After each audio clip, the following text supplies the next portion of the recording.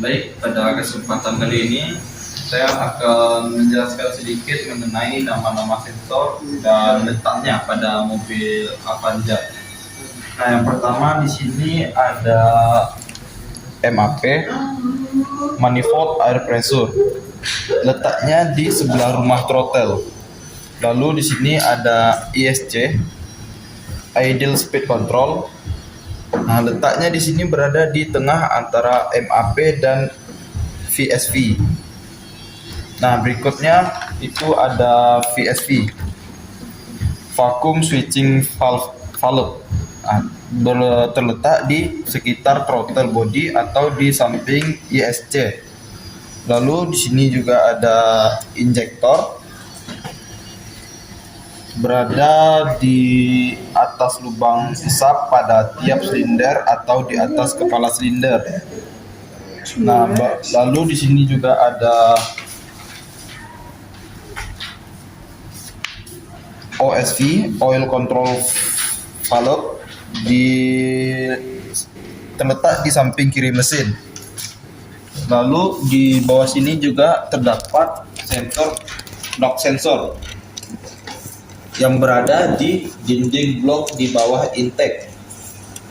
Lalu di sini juga ada IAT, intake air temperatur, yang terletak di depan filter udara. Lalu di sini juga terdapat CKP,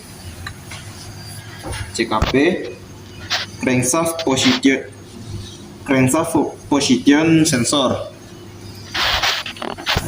Nah, lalu di sini juga ada oil pressure switch yang terletak di dinding mesin di samping V-belt atau di atas CKP.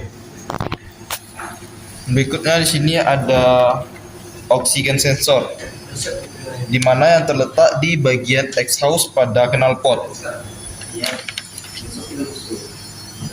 Lalu di sini juga ada ECT, engine cooling temperature, yang letaknya berada di blok atau di bawah termostat. Lalu juga ada